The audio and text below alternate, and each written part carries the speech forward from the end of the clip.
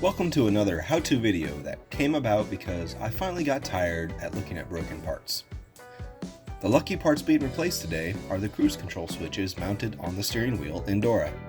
Pretty much ever since I've owned Dora, the rubber faces of the cruise control switches have been cracked and wearing away. They now have deteriorated to the point of no return. There are only a few tools needed to do this replacement: a 1/4 inch ratchet with an 8mm socket, a pocket screwdriver, a Phillips screwdriver, and possibly a pair of pliers. Replacing the cruise control switches requires the removal of the airbag unit. Step 1 is to disconnect the vehicle battery and let it sit for a few minutes. This allows the capacitors and modules to depower themselves to reduce the chance of the airbag deploying. Airbags deploy fast, lightning fast.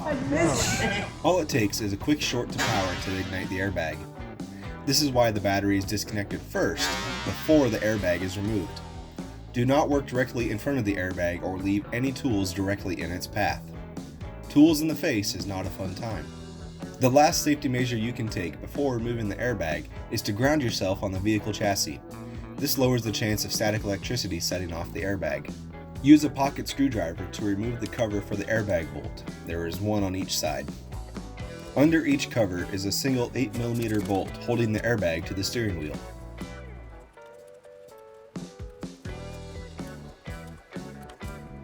Pull the airbag unit straight out of the steering wheel. There is a connector on top of the airbag to disconnect first. When setting the airbag off to the side, have the face of the airbag pointing skywards.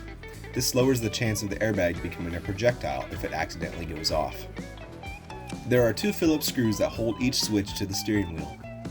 For the driver's side switch, there is a ground loop attached to the top screw.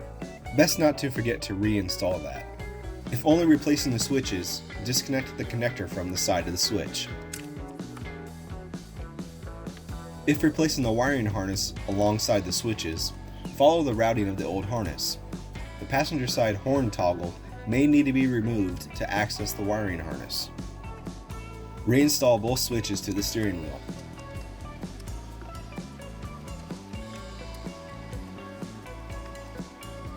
Reinstall the airbag to the steering wheel, making sure to reconnect the connector on top.